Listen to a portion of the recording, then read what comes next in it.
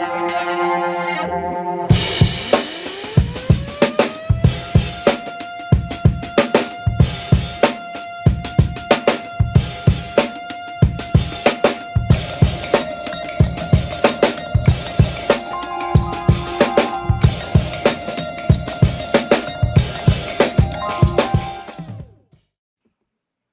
no longer.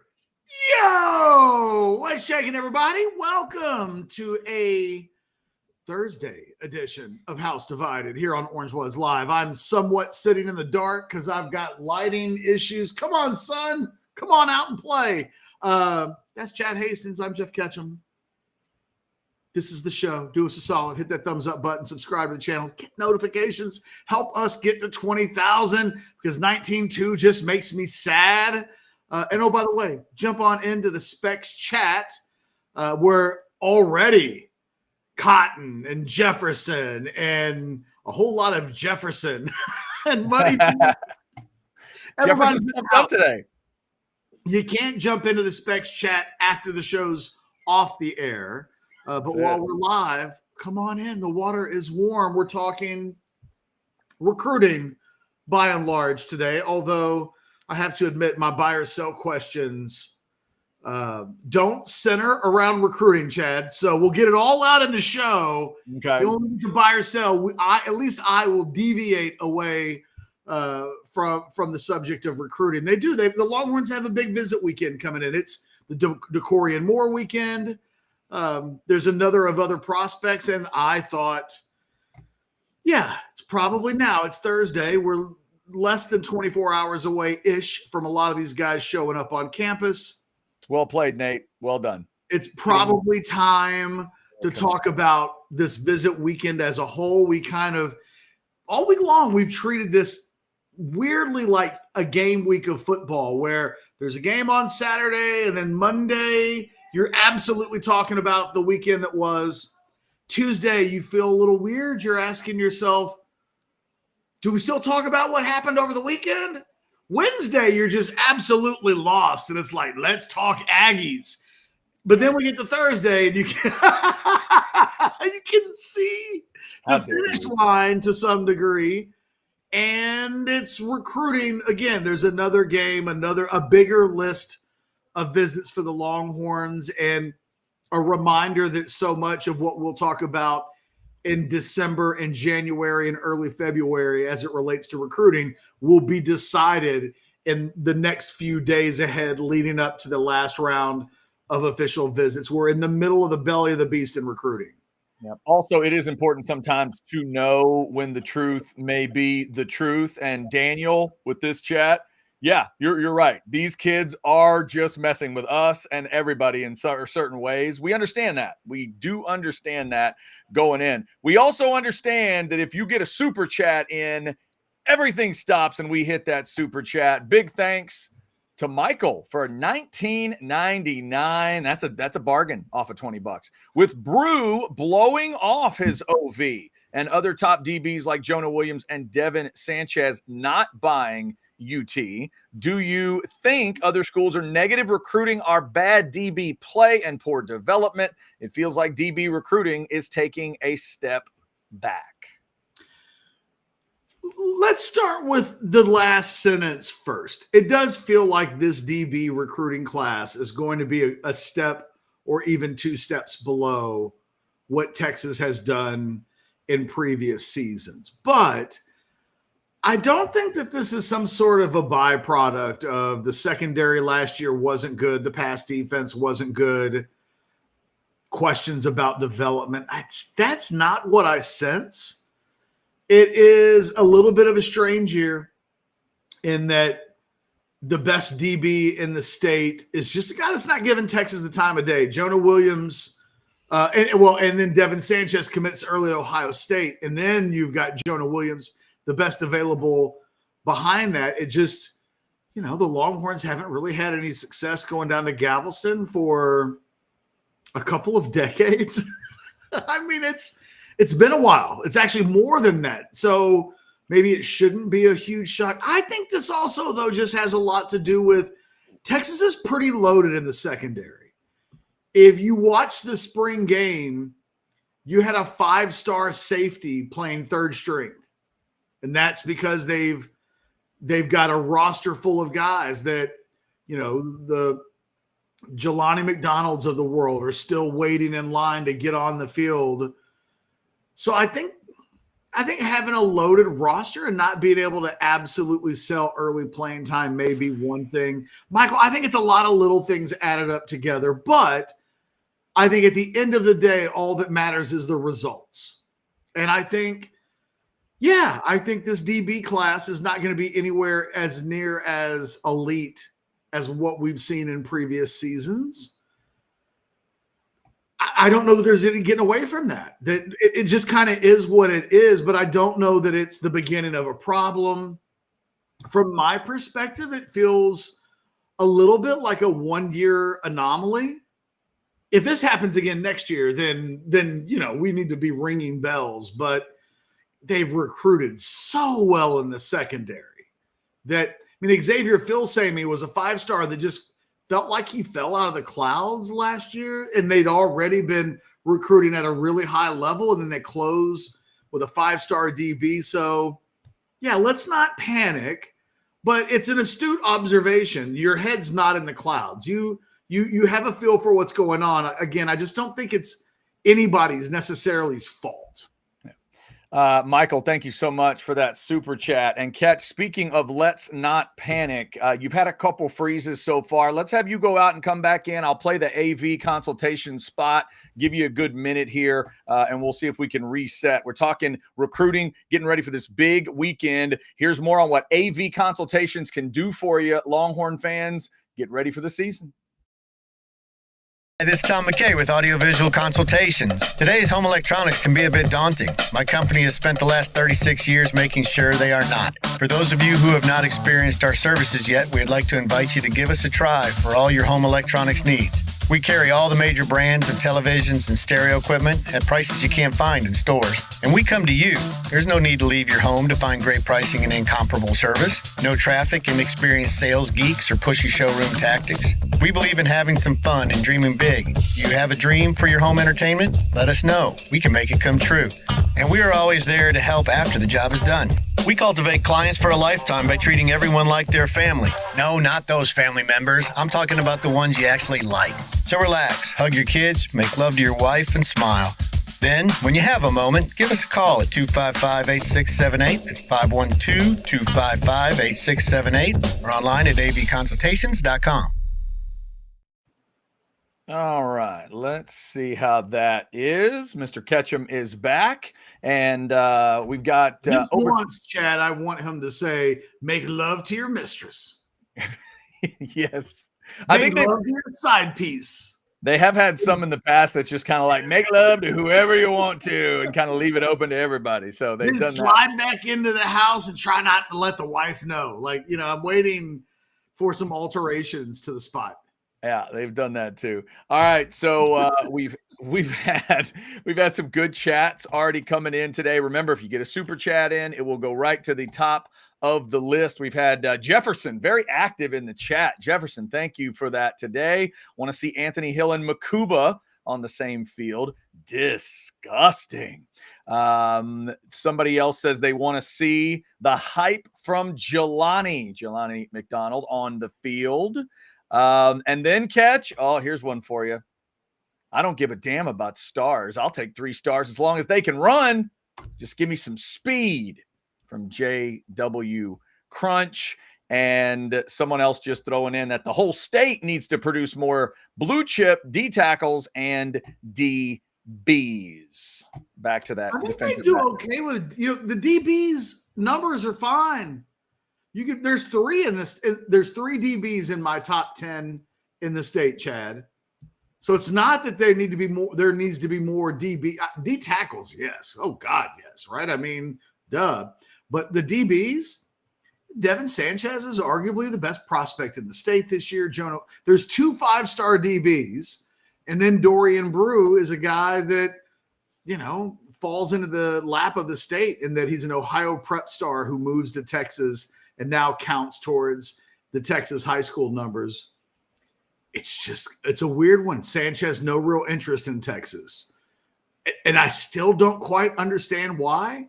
Although I think Texas might have a North Shore problem now. Maybe it's too early to say that, but they haven't recruited that school real well in recent years. And then you had the Christopher Ross situation for a year ago. And I don't know. We'll see. We'll see. It's not like North Shore has been great to Texas beyond Corey Redding. You know, if you go back, Corey Redding, Trey Hopkins, but it's not like that high school's been so good to Texas that they can't live without it. But it does seem like it's been tougher for them getting in and getting the top prospects out of North Shore than it once was. John, thank you for that chat. A super chat came in while Ketch was talking there. How about a $5 super chat from Jay? What's up, Jay? Asked Alex and Cody to contrast the Jackson brothers today. Landon was 6'5", 240, is now 6'7", 280. Lance is likely just as big and a beast. I'm assuming that's needs to be ranked higher. Catch any thoughts? Any thoughts on these are the kids from Cedar Hill? Is that what he's talking about? Or no, he's talking about, I'm sorry, Lance Jackson, the defensive end commit. Correct. Out of Texas. Look, I think what's exciting for Texas is that when you look back at Landon, he was really narrow at this point in his career, Chad. He was a guy that was listed at one thing, but man, you'd see film of him, and he looked like a guy that I wondered if he would be too skinny to be an impact player in college football. Now we get to the end of his college career, and he's a big old monster. And I think about Lance, and I think Lance is just so much more physically developed at this same stage. Lance looks like he can play college football right now, where Landon looked like a guy that needed a couple of years of physical development. So, Landon is an all SEC level player. 3 sacks last year against Alabama kind of speaks to when he's on how good he can be. And I think Lance is a better prospect. So I think if we're comparing and contrasting, they both play similar positions. Landon was an edge prospect. Lance is an edge prospect. I think Lance is the better athlete and the more physically developed of the two at the same stage. He's a much more, I think, exciting prospect on the surface at his current level than his brother was several years ago. And his brother was a really, significant prospect. But I think the difference between the two might be Lance is a 5-star. I think of him as a 5-star, and Landon was kind of a high 4-star type. But man, what are they feeding those kids in that family? Because they both are going to, I think, end up being big time players in the SEC. That's not easy to do. It's crazy when single families are able to crank out high level college football players, or sometimes even NFL players, when it's so hard to do that just once and to do it in the same household. Just crazy. Jay, we appreciate that super chat. Again, 2 big visit weekends coming up, the 14th and the 21st. We've been talking about them for a long time now, and it is almost here, Catch. So off of last weekend, obviously the Caleb Chester commitment happens. Got to interview Caleb yesterday on the Recruiting Hour. He was very good. If you get a chance to go back and check that out at some point, I think if you're a Longhorn fan, you're pretty excited about that kid. Catch, give me your feeling of these next couple weekends. Actually, in terms of this weekend on the 14th, how do you look at it? How do you start to kind of, I guess, line these guys up in your head? And could you see a similar situation happening coming off of this 14th weekend, where you come out of the Father's Day weekend and maybe there's a commit or 2? I just sense Longhorn fans want to see some movement, want to see some additions to this class pretty quick. There's still a world out there where Michael Terry I think Michael Terry's still going to take his visits, and I don't think he's on the cusp of a commitment. But when you start to look at some of the guys that you're waiting on Texas to get a decision from, some of these guys have uncertain timelines. DeCorian Moore is a perfect example. And first of all, just before we get into the who commits next part of this, the more I look at this visit list, the more for me, this is a DeCorian Moore, Riley Pettijohn weekend. Okay. I know there's a lot of guys coming in, but what almost stands out most to me at the overall list, and what we got 1, 2, 3, 6, 7, 8, 9, 10, 11, 12, 13, 14, 15, 16 visitors, if I'm not mistaken. Most of the visitors that are coming in, I don't know where they fit in.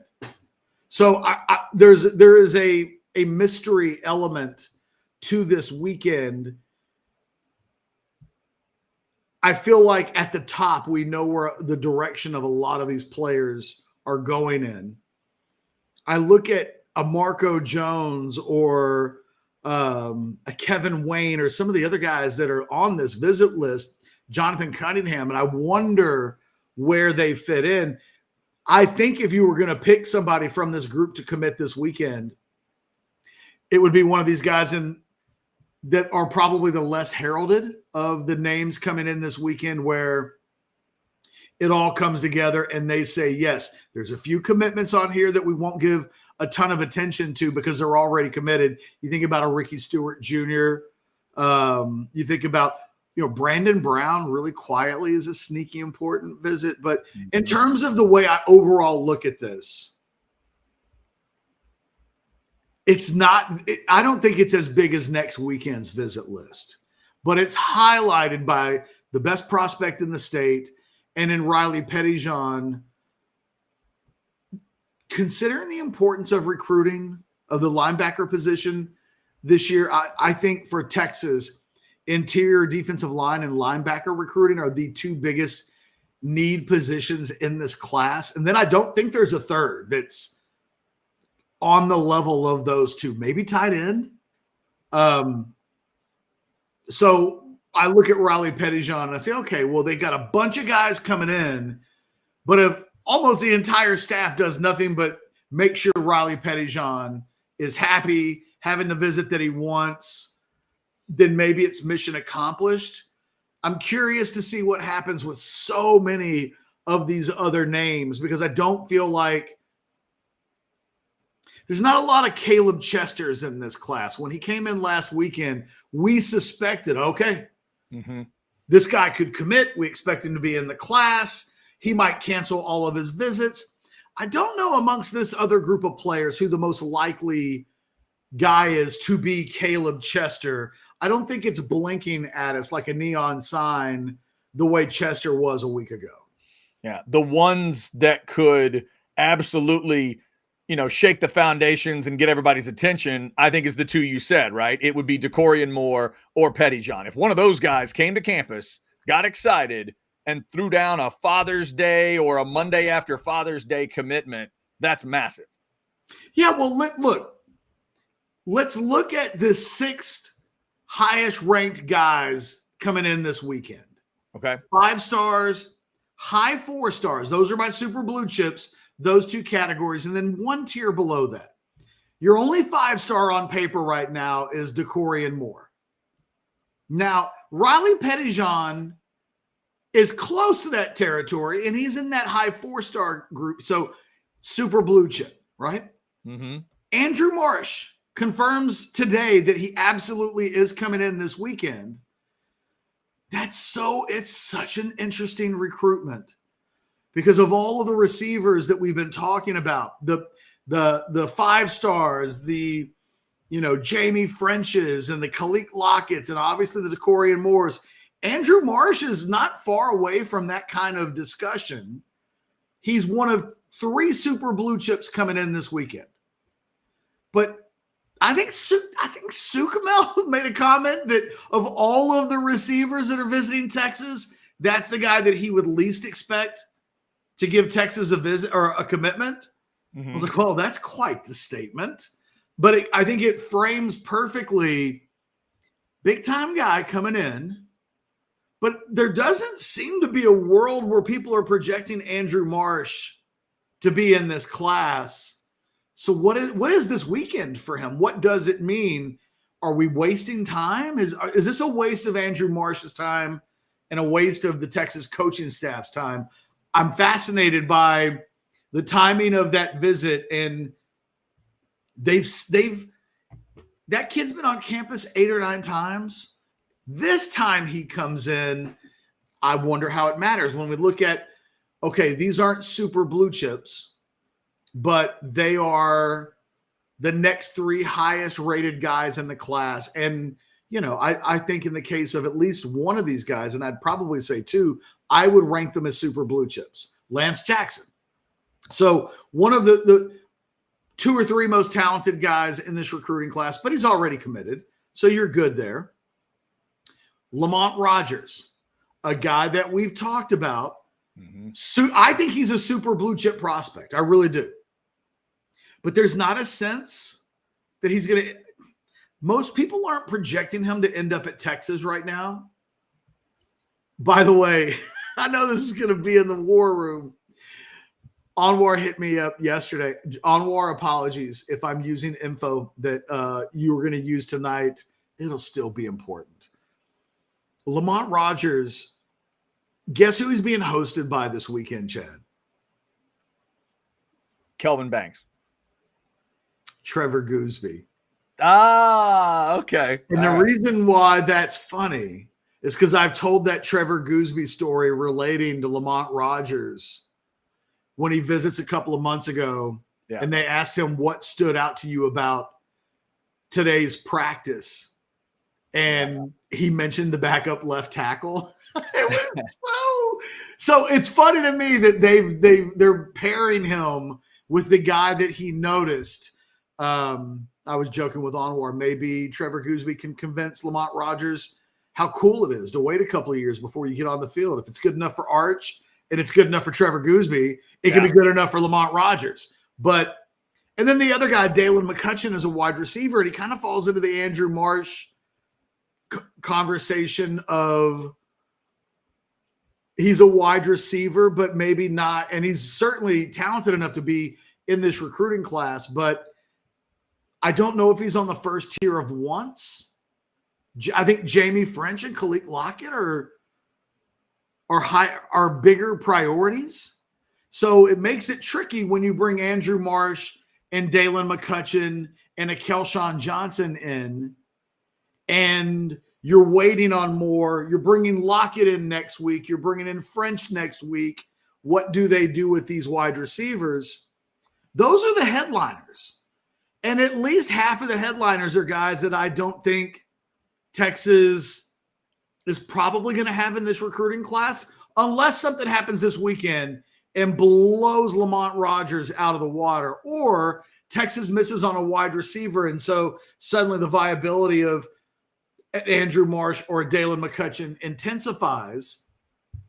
It's a strange, Chad, it's a much stranger weekend than I think we've talked about all week, because it's a hell of a thing for half of the guys that are the best talents on the weekend to be guys that you might not even take commitments from. If Andrew Marsh came in this weekend and said, I want to commit, I don't know that Texas would take him. And that sounds crazy, but they do have other guys that they're sitting pretty with.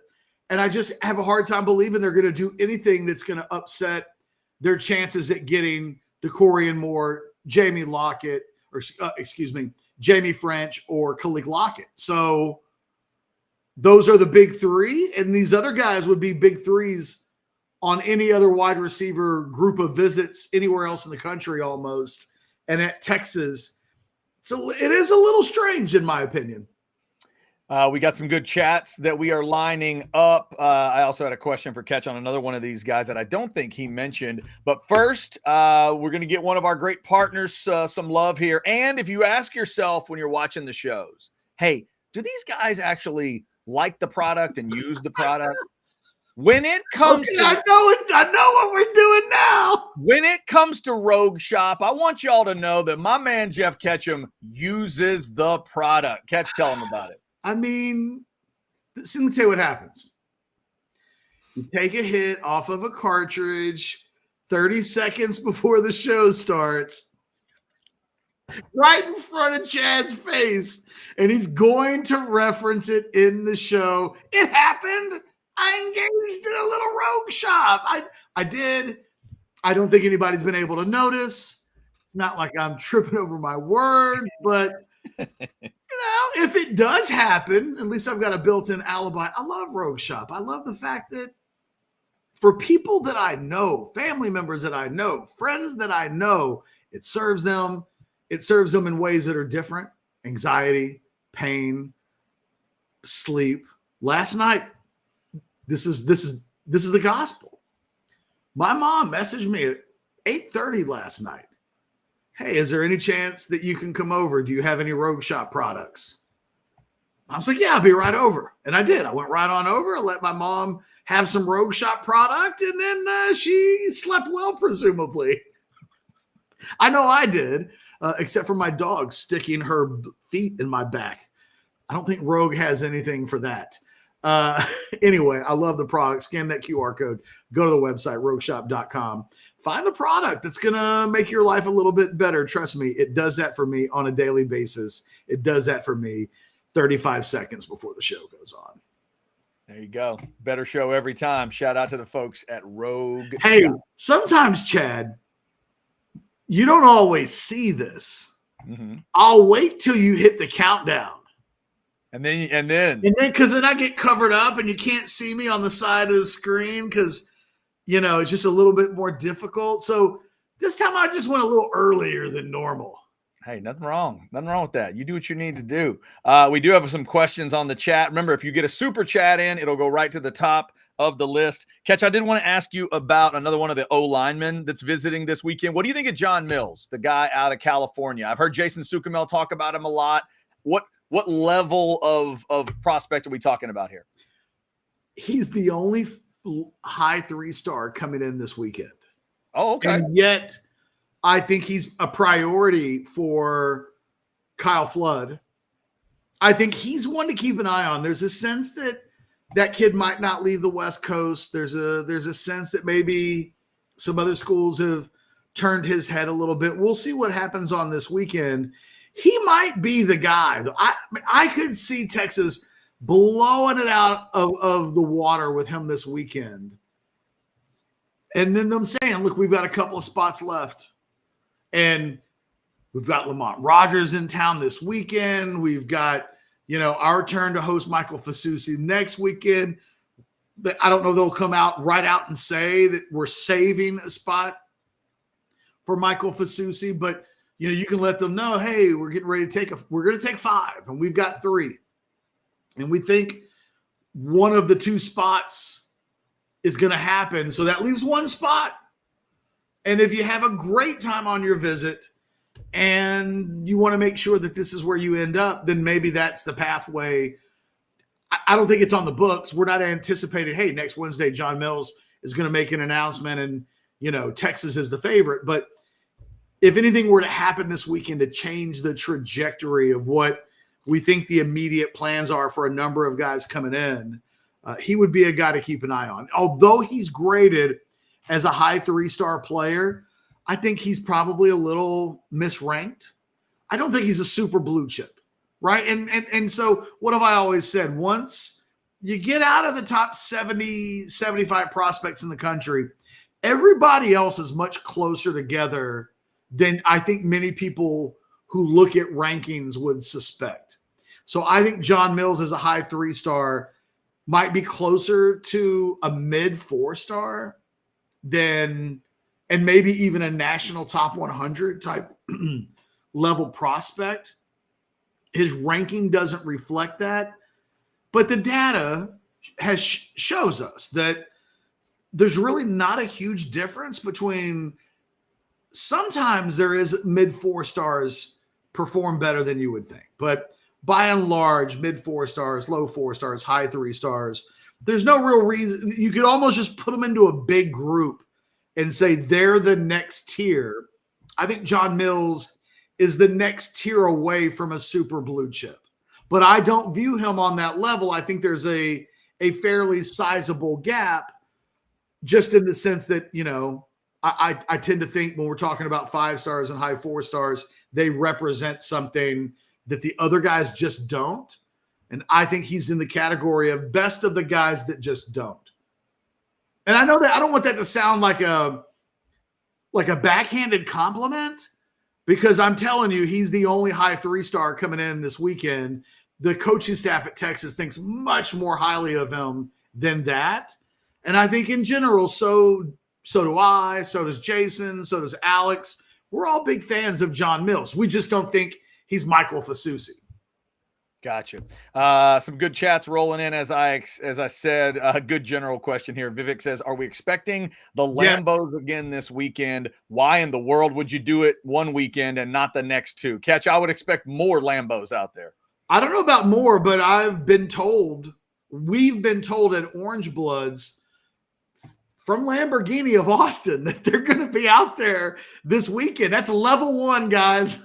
They are going to have the Lambos back out there. I don't think they view that being both Lambo of Austin and the Texas football department. I don't think they're looking at the reaction from that last weekend and really giving an F about anybody that clutched their pearls. I think you're seeing the beginning of a long-term partnership. And we've joked this week about, don't be surprised if one day you see a Lamborghini logo on the jersey, but they are partners. They are, and I looked at it last year. I think they called them ambassadors, but Jordan Whittington, Jalen Ford, Jake Majors, they were all Lambo ambassadors, presumably driving Lambos, representing the Lamborghini Texas relationship. You'll probably see that again this year. We're probably a few months away from, hey, here's Kelvin Banks, and I just threw that name out there, but it seems like they're probably picking a guy on both sides of the ball. And I think that relationship's only growing. I don't think they came out of last weekend like, oh my God, should we do this again in the future? You know who didn't complain about the Lambos that I've seen? A single person that was there. Yeah. So if the people who are on these visits are having a good time and like them, they're going to keep doing it. Yeah. And now we got to remember that relationship can now be more official with UT. It doesn't have to be one of those, like you said, some ambassador thing through NIL. This can literally be through UT in with those, new branding opportunities if Texas wants it. Vivek, thank you for that question. Catch, I'll just put it this way. Michael has jumped in the chat with multiple discussion kind of topics. I'll start with this one. Bring it on, Michael. We'll see where it goes. Catch, it feels like Sark has been going for a lot of developmental projects lately. Is that intentional? Is he trying to balance super blue chips with projects to avoid too much high-end attrition?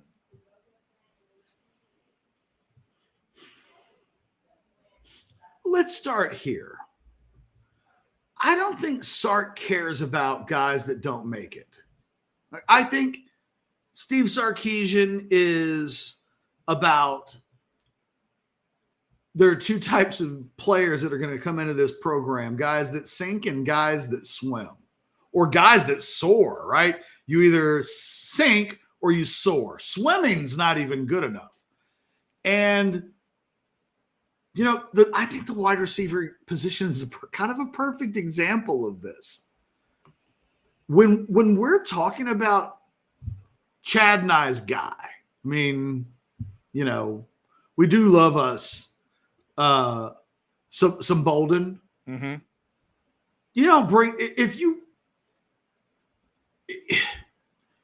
If you didn't care about, hey, all I want is the highest level of guys performing in any given year as humanly possible, you might not bring in Silas Bolden, because you've got Jonte Cook. You've got all these guys that came in through the portal. You've got Ryan Wingo. What Sark tells us with what he's doing at the wide receiver position is, it ain't show friends or show feelings. It's show business. There are going to be guys in this wide receiving core this year that don't get anywhere near the amount of snaps as they think they should be getting. And I think Sark's I think Sark puts his head on his pillow at night and doesn't give an F about them dudes. Next year, if the dudes with the feelings and the tears and if they're out, he'll go get somebody else. He'll go to Alabama. He'll go to Oregon. He'll go wherever he has to. Like, I think he realizes that he has the ability to do these things. I don't think it's any different at any other position. I get what you're saying, developmental projects. That's another word for a guy like Caleb Chester, I think, because he's a high 3-star, because he doesn't come in with the reputation of a Kobe Black or some of the other guys that they've recruited in recent years. Look, they're bringing in guys that fit the prototype physically of what they're looking for. And next year, if they can find 3 5-stars or 2 5-stars and a high 4-star at the same position, they'll bring them in, and like they're going to let these dudes eat each other. and it's you know, what's the movie where the kids are like killing each other? The Lord of the Flies. Lord of the Flies. It's very Lord of the Flies in these position groups. You're either going to be really good and a total badass, or you're not going to be in the program. So I think the thing to keep in mind when you say developmental projects, they're bringing in guys that they think can be starters at Texas. And if they don't, there's very little risk or harm or fallout because of it. The portal is the great insurance policy. And it's like, oh my God, 4 guys we brought in at DB last year and they've all transferred. There's no reason to freak out anymore. You just go take some old guys in the portal if you want to. There's always an Andrew Makuba or somebody of that ilk, or think about even what they've done in the secondary, where the last couple of years, what have we seen them do? Well, we saw them go out to Wake Forest and get a Gavin Holmes. We've seen them go out to the West Coast and get a Javion Cole. They're not tripping, man. Sark is as ahead of the game as anybody. And I just don't think he thinks through about any of this through the prism of feelings. And Chad, just real quick on this topic. Our guy Silas Bolden has been killing it in workouts. Mm-hmm. And we reported this in the War Room on orangebloods.com last week. Alex had it in a story that he wrote on Orange Bloods before the War Room. So both Alex and Anwar independently reporting Bolden really tearing it up. The sense that I have, the guy that Silas Bolden would be taking reps away from might be Jonte Cook. You and I are like founding members of the Jonte Cook fan club. Yeah, I love him too. We think he's going to be fantastic. But he might lose reps. Somebody has to. We talked about it for months. When Silas Bolden shows up and starts doing his thing, if it's at an elite level, who does that hurt? It might end up being that the answer is Jonte Cook. What does that say? It says Sark only wants guys that are going to perform the absolute highest possible. And if they can find somebody who can provide slim margins that increase the productivity or the level of play that they're getting at a position, we know Sark will do it. So when I see that, Sark's going after developmental projects, is this intentional? Michael, I would say lottery tickets. When you see Caleb Chester, don't use developmental projects. Lottery ticket, because he's either going to hit and be great, or he's not, and he's going to be out of the program. And I know that sounds harsh, but that's just the reality of the portal right now.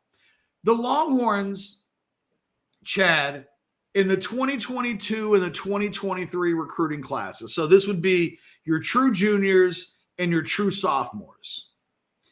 They recruited 16 3-star prospects in 2022 and 2023 combined. Half of them are already gone. in 2 years or less. So, and that's not even the coaches moving guys out. That is, guys don't want to sit around. Guys show up, find out where they are on the depth chart, and have a real sense for, man, I'm just not good enough to beat that guy out, and they leave. And so, Michael, what I would tell you is don't trip over it too much. I think, again, I don't see developmental projects. I see lottery tickets. Caleb Chester is a lottery ticket. When I look at him, I don't think he's great yet. I don't think he's better than the DBs that they've, in a lot of cases, recruited in the last year yet. But he's really comfortable in coverage. He's got exactly the kind of size that they're looking for. And I think they feel like if give us 24 months and that kid's either ready to compete at a starting position at a top level SEC school, or he'll be gone.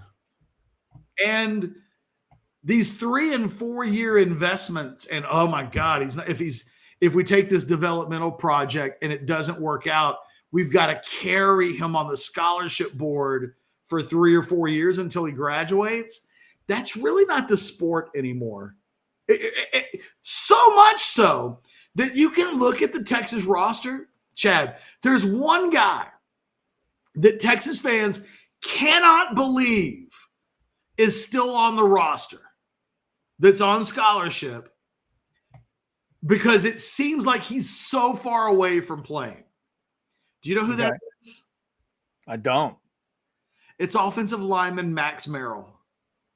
Oh, wow. Okay. He's a redshirt junior. Damn. So he's a 4th-year junior. He's on the scholarship board for the offensive line, but he's not on the 2 deep. There's only one Max Merrill on the entire scholarship board. So what I'm telling you is the guys that can't play, the guys that can't get on the 2 deep, they're gone by the time they're juniors. And that will be the case with any of these developmental projects that Texas brings into the program.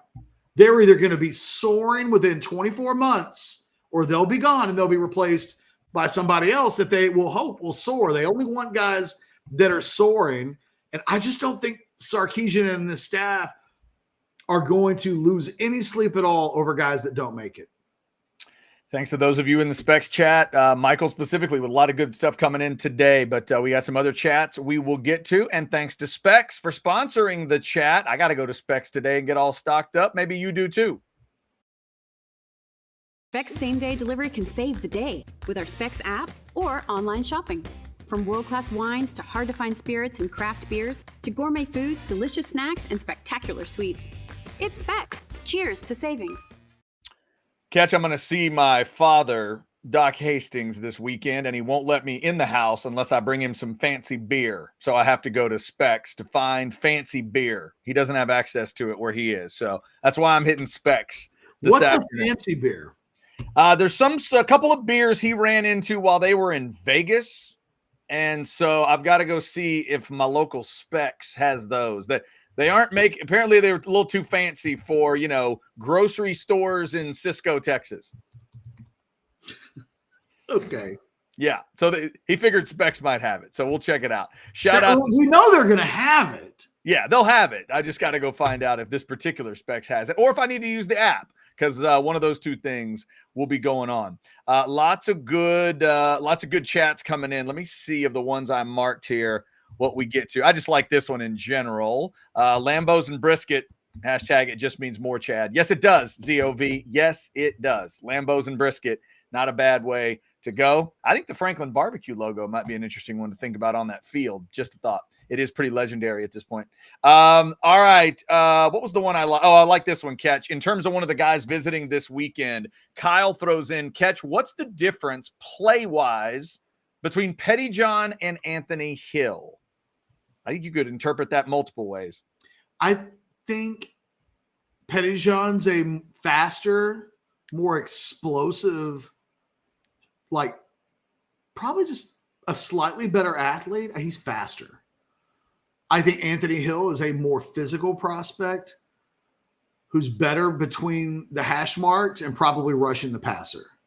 Riley Pettyjohn, from a pass rushing standpoint, isn't what when Anthony Hill showed up last year, the very first thing that we heard was, hey, just to get him involved, you're going to see situational pass rush. And what do we see against Alabama in a way to get him on the field? They kind of turn him loose. I don't know that that's exactly what Riley Pettyjohn is, but I do think Riley Pettyjohn might be more Jalen Ford-ish than I think when I look at Riley Pettyjohn, I think the hope is that guy's Jalen Ford with better physical attributes. I think when you look at Anthony Hill, I think of him the way I think of Harold Perkins. Just let him attack. Let him attack, see football, go get football, go create plays. I don't know that I necessarily want him. And this is what LSU did with Harold Perkins last year. They put him in the middle of that defense and they asked him to go sideline and kind of be Mr. Responsible instead of Mr. Playmaker. Texas is going to do that a little bit with Anthony Hill. And I think they always need to be thinking, let him be Mr. Playmaker and then you'd love to have somebody else that could be Mr. Responsible that would just let Anthony Hill go just like create trouble for opposing offenses. Right. Just go wreak havoc. I think you'd love to have a second-year Riley Pettyjohn paired with this second-year Anthony Hill, and you'd have one guy that can basically be your security blanket and cover the entire field, and then you'd have another guy that you can just say, Cujo, sick balls, and Anthony Hill goes and gets it. By the way, Catch, speaking of Jalen Ford, you see that picture of Jalen Ford in his Saints gear? That was kind of cool, getting all decked out in the Saints. Hey, I don't know if you saw it, but I'm not talking to just you, but I'm talking to everybody. Go find the photos from I'm having a blank right now. Mm-hmm. The wide receiver that got drafted from Texas. Xavier Worthy? Not Xavier Worthy. Adonai Mitchell? Thank you. I don't know why. Adonai I went Kelly Bundy there. Adonai Mitchell yesterday on his Twitter page or Instagram page signed his contract. Oh, cool. And in signing his contract, he took some pictures with his entire family. And there's a picture of him and his little girl. Nice. Just adorable. His little cool. daughter's just as cute and pretty and precious as she can be. But in looking at those photos, it was hard not to think to myself, she's a big part of the reason of why he left Georgia and came to Texas. And we would always talk about that. He wants to be closer to family. Well, what is closer to family? He's got a little girl. He wants to be closer to his little girl. There hadn't always been a picture or an image to put with that part of the story. To see her in the photos while he's signing his NFL contract, I just thought was a really cool picture. So go find those on Adonai Mitchell's Instagram. They were really good. Adonai's Colts, right? Yes. Indy, right?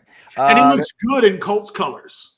I bet he does. I bet he looks slick in the blue and white. Kyle, thank you for that question. By the way, to Teta, Chad, don't bring your dad Zima for Father's Day. Teta, my father has never spanked me one time in my life. He'd start if I brought him Zima. I know him way better than that. I know him. Have a friend. That was his calling card in high school as a drinker. Really? And it only years later did we really, I don't think we ever had the conversation. But years later, there was a semi-acknowledgement that, maybe I wasn't getting laid partly because of the Zima. The blame is on Zima.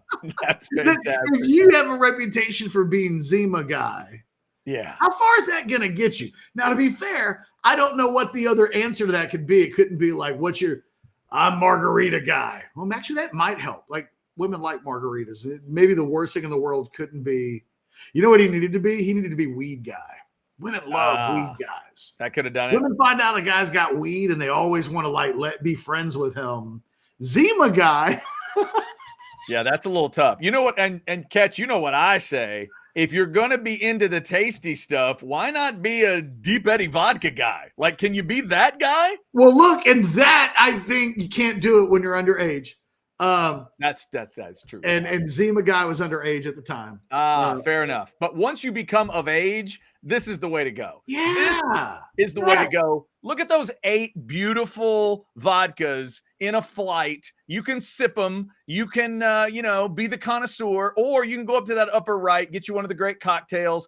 The mixologists are cooking us up an OB cocktail for the football season. As soon as we have it, we'll give you the details. They are keeping it very secret. They're not letting me know anything. I keep asking them about it. I can't wait to get out there and try it. Thursdays and Fridays, 11 to 7, Saturday, 11 to 5, Sunday, 12 to 5. They've got incredible barbecue out there. The Crimson Creek Smokehouse food truck is right there with the barbecue. So you can do the barbecue and the great vodka cocktails. I've had plenty of good times out at the Deep Eddy Vodka Tasting Room. Get on out there and be a Deep Eddy vodka guy. Nothing wrong with that.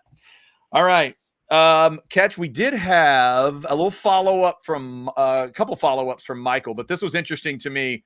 After you laid out kind of your response to Michael's earlier chat, Michael throws this in for you. Says, it all makes sense, and I agree, Catch, but doesn't it go against your number one rule in recruiting that Texas should take a bunch of super blue chips, then go into the portal instead of taking 3 stars?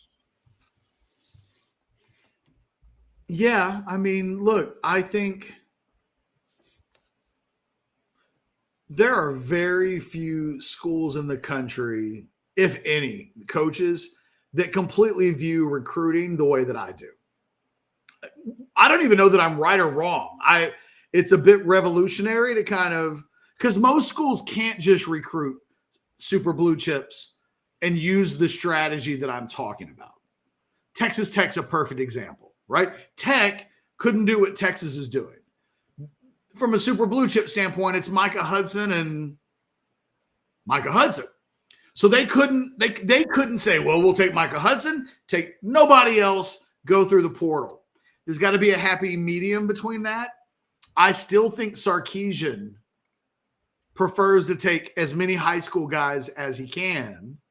So far, they haven't really had to worry about numbers. They haven't ever had a class where taking high school guys have kept them from being able to do what they want in the portal. This year's a perfect example. They're sitting at 83, 84 now that they gave Bert Auburn a scholarship. I think they would have liked to have taken a couple of other guys, but it wasn't a numbers issue that kept them from really getting everything that they wanted in the portal. I think here's really what my strategy would look like, Michael. If I'm Texas, I'm taking as many super blue chips as I can. And you'd like for that number, if you're Texas, you're Georgia, you're Alabama, you're Ohio State, you'd like that number to be between 8 and 10. Then I think I'm letting every position coach I have pick their favorite player, because everybody's evaluations will be a little bit different. So I'm giving them one, and that's going to get our high school numbers to about 15. And I think I'm not taking a lot more from the high school standpoint than that.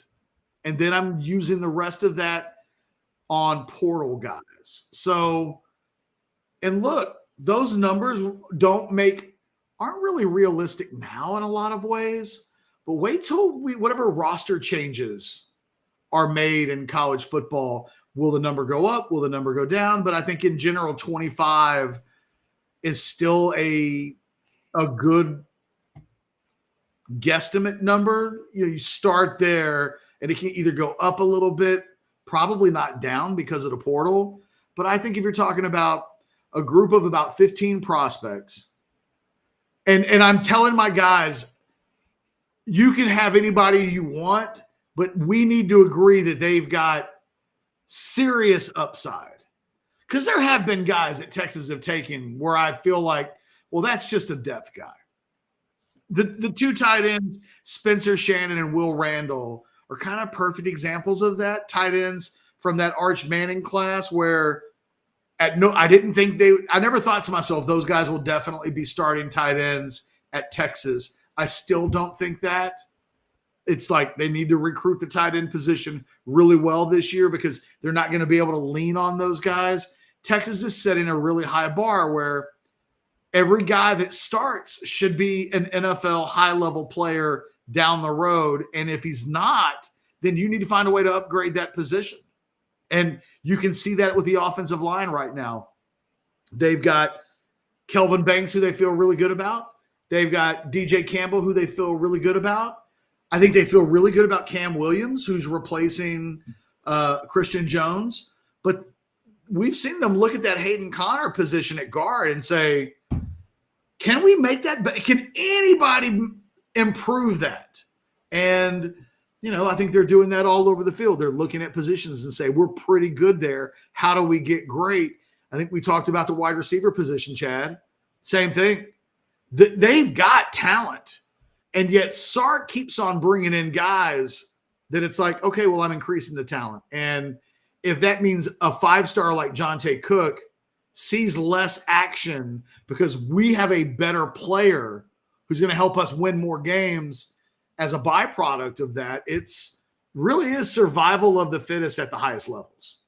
All right, Catch, barring a super chat, if that comes in, we will certainly get to it. We got one more chat to get to, and we can hit buy or sell if you like. But since we are talking about this 25 class and the visitors today, let's finish with this one. Also from Michael. Michael, you're the chat star of the day. If they get 5 pre-Fasusi, but Fasusi decides in November that he wants to commit, do they take a 6 O-line class? I mean, yeah, they do whatever, they do whatever they have to, period. Michael Fasusi is not – there's no world where you – barring Michael Fasusi maiming or murdering a person, I think you're making room for that guy. And because for you, Catch, Fasusi is he in a different O-line category, just like you'd put DeCorian Moore in a different receiver category? Is it just a different discussion for you? Yeah, it's Kelvin Banks all over again.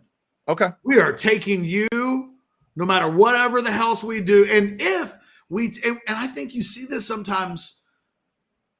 I think about it. I think the most famous one of these of all time, sometimes you get that higher rated prospect and you just slow down recruiting a guy. You maybe ghost him. I hate to say it, but it's been going on a long time. I will never forget. And the most famous story of this for me is Billy Don Malone in the 2002 Texas recruiting class. That guy was the quarterback commitment for the Longhorns in that famous 2002 recruiting class. But then in the middle of the fall of 2001, they realized, oh my God, there's a really good chance that we're going to get Vince Young. And then I think they came to realize we're going to get Vince Young. And I'll never forget calling Billy Don Malone. Called him up, I'm talking to him on the phone. And I'm like, so when was the last time you've heard from Texas? This was like December. I was calling Billy Don Malone up to confirm his official visit date to Texas. Mm-hmm. And he was like, I don't know when my official visit is to Texas. I haven't heard from any of the coaches in 3 months. Dang. And as soon as he said it, I was like, dang, that's some cold. He doesn't know yet. Yeah. He didn't know.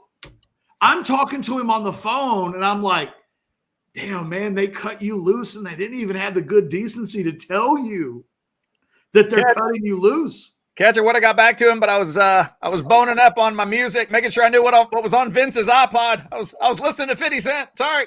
He ends up taking a visit to Tulane, and the coaches were like, well, you took an official visit to Tulane, so you're not committed. So you're no longer in our recruiting class. And I was like, okay, that's the coldest thing I've ever heard of. And you don't call it. Imagine Imagine your boyfriend, girlfriend in a situation, and you just don't call your girlfriend for 3 months. 3 months go by, and she goes on a date with somebody else, and your reaction to that is, oh, okay. How dare you? How dare you? We're not boyfriend, girlfriend anymore.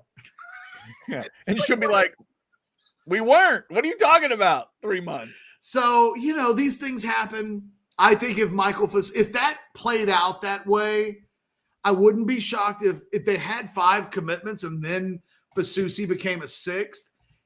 It just wouldn't surprise me if 6 became 5.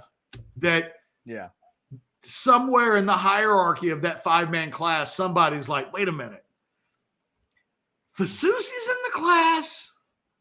What does that mean to me? And I think they eventually figure out what the answer to that question is, and then they find somewhere else to go to school. So, yes, they take Fasusi. Don't worry about the numbers. It doesn't matter. All that matters is getting the big-time guys. Everything else works its way out. Michael, thank you for that chat. Also, a thanks to Mark, who has given us his commitment today. He's letting us know he's committed to Orange Bloods and House Divided for the upcoming season. No Lambo needed, I think. Mark, we'll see what we can do about the Lambo. Thank you very much for your support. What about hookers? Let me know what we're going to need. Yeah. We're not above or beneath the idea of women of the night locking in your verbal commitment. That is news to me. I didn't know that last August. Pretending like I didn't entice him with hookers back a year ago. They were the ones that called me initially. That is true. All right, Catch. Are you ready to buy or sell on this beautiful Thursday? I am. I don't think my questions are great.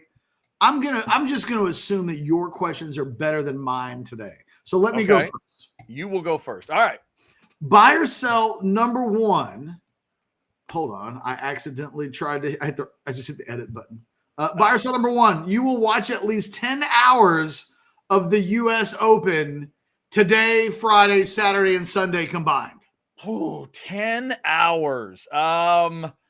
Normally, if I was here all weekend, that would be a buy. I'm going to sell because, again, I'm going to spend the weekend with my parents. I'm going to be hanging out with them. They're not big golf watching folk, although I'm probably going to have them record the final round. So that's going to put me under the 10-hour mark. Definitely follow the final round, especially if Scotty or big names are up there. So I'm going to sell the 10 hours.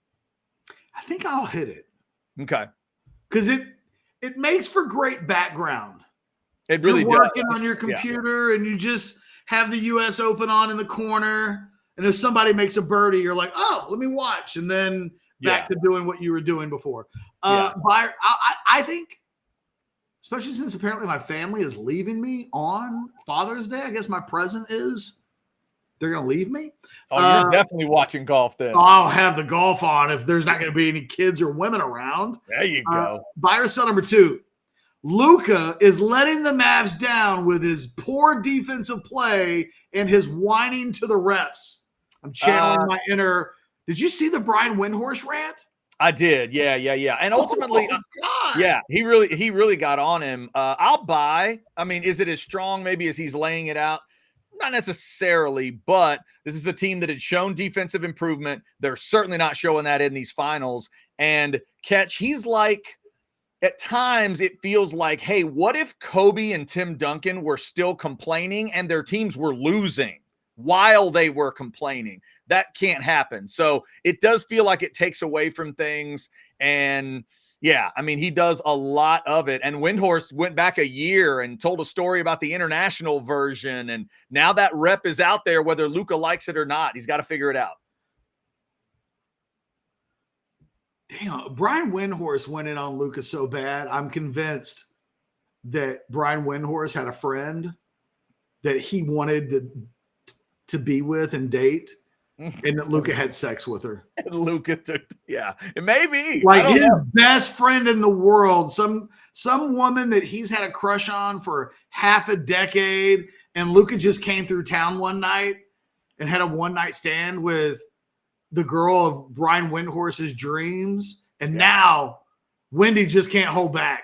No, you might be right. And one of the things we've learned in this series is Boston's tough enough to beat anyway, but if you commit stupid fouls, they're really tough to beat. And the Mavs have committed some dumb fouls in this series. Buy or sell number 3. It's the ACC versus the SEC in the College World Series. Each conference, 4 teams each in the final 8. And you give a strong advantage to the SEC teams. A strong advantage to the SEC. Basically, an SEC team's going to win. They're playing pretty good ball in the ACC, but I'll be brand loyal. We're less than, what are we, 10 days, 18 days away from Texas being official? Yeah, I'll buy it. The SEC will win the baseball national championship. Where's the Big 12? They're not there. Buy or sell number 4. Mm-hmm.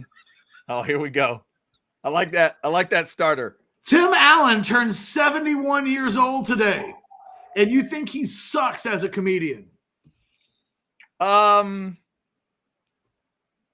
Sell. Tim Allen was better as a comedian than he was as a TV guy to me. I thought he was one of those guys that really got watered down once they put him on television. I think if he could have just stayed on the stand-up stage, he would have been all right. Is he my favorite comedian of all time? No, but I don't think he sucked as a comedian. I think he was pretty good there. I'm with you. I don't think Tim Allen sucks, but I wrote that just to see if maybe sometimes you write something so emphatic that a person agrees with it just to go along with and the level of it being emphatic. Here's another guy I believe that about. I feel the same way about George Lopez. I think the shows he's been on are just but on that stage, I think he's a really good stand-up and doesn't get enough love. You're right about Lopez. I really don't remember a whole lot of Tim Allen stand-up. He mostly is, what was the show? Home Improvement. Home Improvement, and then Wild Hogs or whatever it is. Well, like that was a movie, and then the latest one is called like Last Man Standing or something like that. Those shows don't do anything for me, but the stand-up was pretty good. Thing is, sometimes whoever you are from the last 30 years is just who you are. Yeah. And anyway, I agree with you. I don't think Tim Allen sucks as a comedian, but he's not exactly exciting either. All right. And finally, buy or sell number 5. Later today, I'm going to see the movie Inside Out 2 with my family. It's a big movie for us because when we were kids, or when my 10-year-olds were real small, they loved watching this movie when they were 2 and 3 years old. My son used to do this thing where in the original movie, they move from one town to the other, and the daughter makes a face of shock. And Hendrix used to sit in his high chair eating his formula or whatever, and he would see her make the shock face, and then he would go, ah! On call. If we put that on, he would do his imitation of shock every time. So we're going to see Inside Out 2 later today as a family. Buy or sell. You've seen the original Inside Out. Oh yes, buy. And I agree with you. It is great. We too dig the movie. We're making our plans to see part 2. Looks like they've added some really interesting ideas. So yes, I'm way in on Inside Out. It's a great movie. I thought for sure you're going to tell me no. And so we got to remember there's certain kinds of movies we're talking about here, Catch. Animated stuff, superhero stuff. We've been seeing a lot of that. So that stuff we see, if it's big time and it's animated and it's not like scary, I've probably seen it because of the age that my kid was at the time. Your daughter would have, I guess, I would think would have loved that movie. She would have been right at the perfect age to go see Inside Out the first time the original came out. And it's perfect for you and me because we know the voices that get used and they're so brilliant the way they're using, and it feels like they're going to add some good ones. So yeah, I like those movies. Well, there we go. There's my 5 questions. All right, here we go. Let's start with a little recruiting stuff. Catch, you saw the Caleb Chester interview yesterday, and you'll buy some of that stock. I retweeted the video, and this is going to be an easy guy to root for. And if he makes it at Texas as a football player, that he ends up being the cream of the crop, we will all, I think, take some gratification in knowing he's a pretty swell young man, an easy guy to root for. Yeah, it was fun talking to him yesterday. Go check that out on yesterday's Recruiting Hour on Orange Bloods Live. Catch, I think we know who's winning, so let's go here. Your NBA Finals MVP right now would be Jaylen Brown. I don't know that it can be anybody else. Yeah, he's not the best player on that team, but he's been the best player on the floor between either of these two teams in this series this far. It's not even, it's not given to Andrew Iguodala when the Warriors won at that one time. And right. He is, because even then you'd go, was he really the best player in the series, or did we just buy into the hype that he's D'ing up on LeBron? Jaylen Brown has just been phenomenal. Yeah. And false praise to it. He's been phenomenal. And he was the thing I was most worried about, Catch, going into the series. If you remember, we broke it down a little bit. He was the thing I was most afraid of as a Mavs fan, and he's been even better than I thought he could be, and that's just buried the Mavs at this point. He's playing like a guy who's decided, I'm not going to let Drew Holiday take my light. There's another universe out there where the Celtics are still up 3-0, but we're singing the praises of Drew Holiday, and boy, his arrival put the Celtics over the top, and Jaylen Brown has been like, "Nah, man, I'm gonna be an NBA Hall of Famer one day, and this is my moment." No doubt, they've looked incredible. All right, Catch, let's go back to UT football here. Buy or sell number 3. If there's going to be a single jersey logo for UT football, you're okay with it being Lamborghini. We are beating this into the ground. Hey, yes, I think that would be a badass patch. Just, because here's the thing. I'm a soccer fan. So I know what the best and the worst of logos can look like. And Lamborghini would be an incredibly awesome logo to have on your uniform if you were going to have such a thing. Yeah. Catch, I threw this up last night during the Outsiders. I mean, come on. You don't have to have the fire, but come on.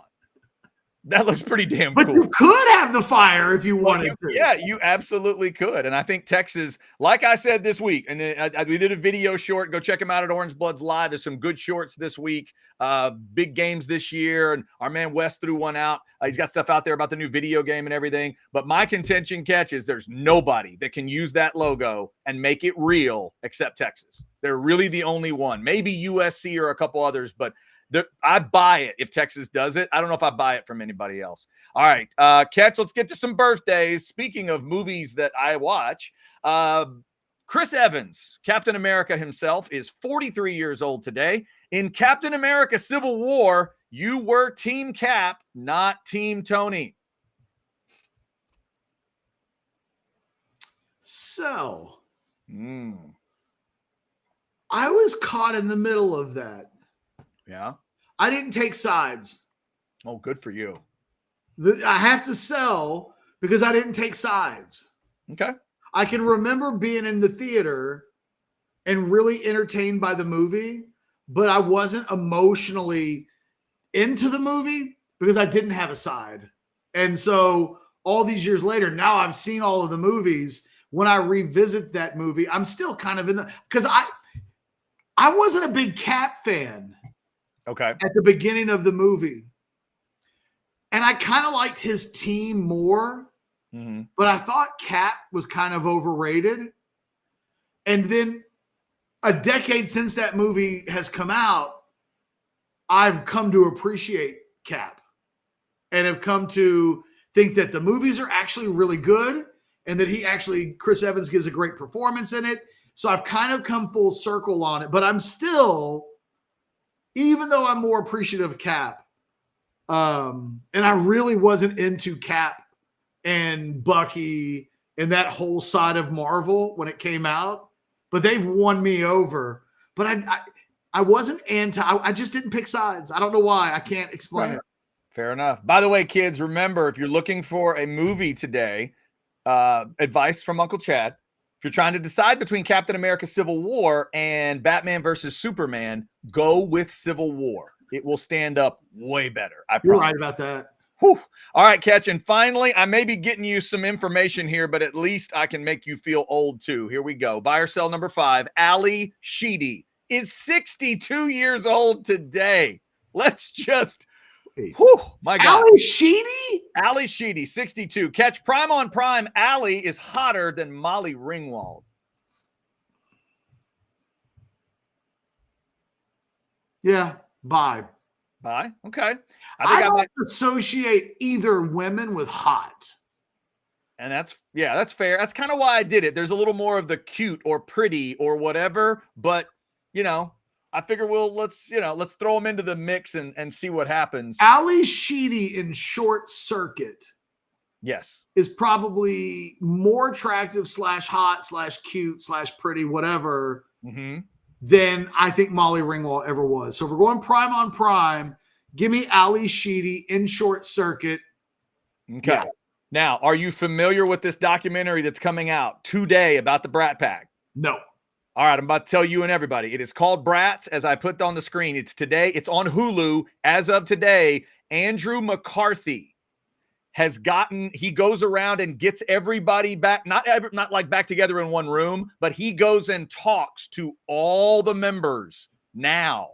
Judd Nelson and Emilio and all those guys. And there's a scene where Emilio Estevez says to him, everybody calls me about doing this kind of stuff. And Andrew says, well, why did you answer my call? And he says, because we have some stuff we need to clear up, or we need to clear the air, or whatever it is. So it is a full look at the Brat Pack through the eyes of those people. And it's today on Hulu. My wife and I can't wait. I'm in. I want to let all the 80s might babies. be a Father's Day. I might sit by myself in my bed. Absolutely. Watch some Brat Pack. Woo, watch some Brats. It is out. And good on you, Andrew McCarthy, for doing that. And happy birthday to the beautiful Ali Sheedy today. Hey, can I ask you a question? Yes, sir.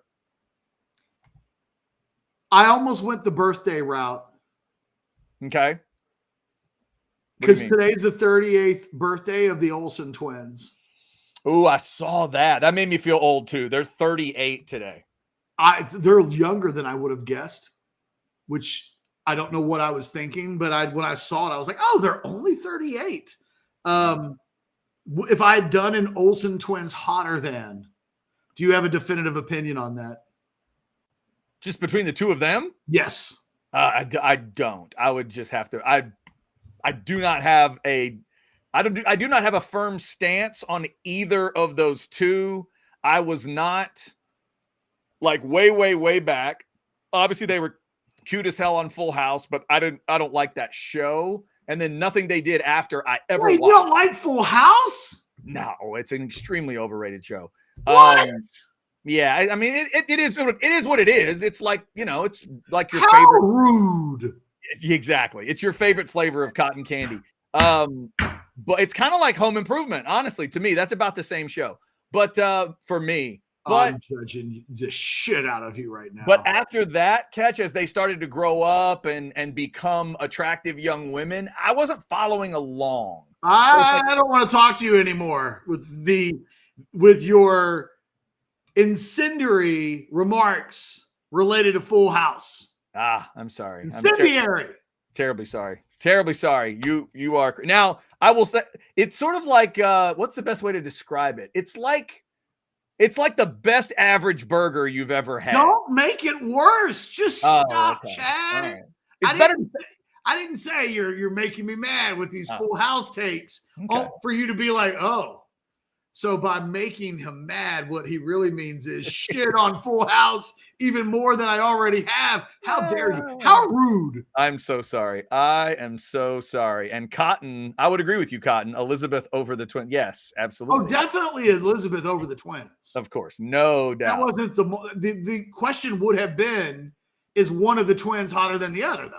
Okay, now I feel like I'm in a bit when Jefferson sends this. Jefferson, why would you even type that? Seinfeld is better than Full House. Why are you even, Why would you even feel the need to type that? Jeez. Now, you do agree with Jefferson there, right, Cats? Let me make sure I understand just how much you love Full House. You do agree that Seinfeld is a better TV program than Full House, correct? I mean, define better. more substantial, more important, and more entertaining on every level. Oh, sell. Oh, God. Every level? Yes. There's no kids in Seinfeld. Exactly. That's what makes it You just- timeless. wait a minute. You just turned into Jerry Seinfeld with your exactly. Exactly. You know that you do a decent Jerry Seinfeld? You don't need the kids. They don't grow up. It doesn't get awkward. Well, what do you do? Only thing that grows is Kramer's hair. It's great. It's not terrible. Chad was a step-by-step fan. Nope. And you know why Step by Step existed? Because of a show like Full House. Because all of y'all fell for Full House and they started pumping out shows like that. Because Full House is a great show. It's not. It's not. It's an acceptable show that families could watch on Friday nights, and it gave way to things like Family Matters. That doesn't make it great. Family Matters is a great show. That's not true either. that is not true either. It's even less true. You got to be kidding me. Come on. You have slandered the Olsen twins, Bob Saget, Urkel, Reginald Johnson, who, by the way, I still can't get over that I read on social media in the last couple of weeks that he might have been a bossy bottom for Diddy. Just random things that you. What? Who was? You're not talking about. We're going to have a talk about what is alleged to have happened. Okay. There you but go. The star of Family Matters allegedly knew Diddy. Okay. And you talking about the dad and Yes. Mr. Winslow?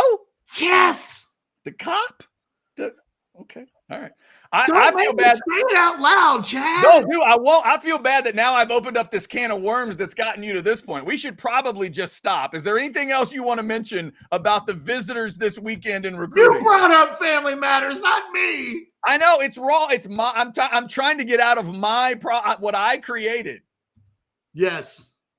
Nothing else to do. Because good. All I'm gonna do is now that I'm thinking about Reginald Vell Johnson and Diddy, there's no going back. Okay. All right. You go do that research and we will close the door. No, that is not. No. Don't go do the research. Okay, don't do that. My computer might get a virus. Yeah, that's true. All right. We want to thank everybody for liking, subscribing, and getting notifications. Catch, is it still true there will not be a modcast today? Is that right? No modcast. I'm going to go see Inside Out 2. Oh, there you go. Going to see Inside Out 2 with the kids. He'll have a report on that one tomorrow. Let us know My how. wife bought 415 passes or tickets. Yeah. And I was like, were you going to go see the movie without me? I'm not allowing that to happen. It is so good. All right, there you go. There you go. Stand firm. Go see it with the kids and the family. That'll be good.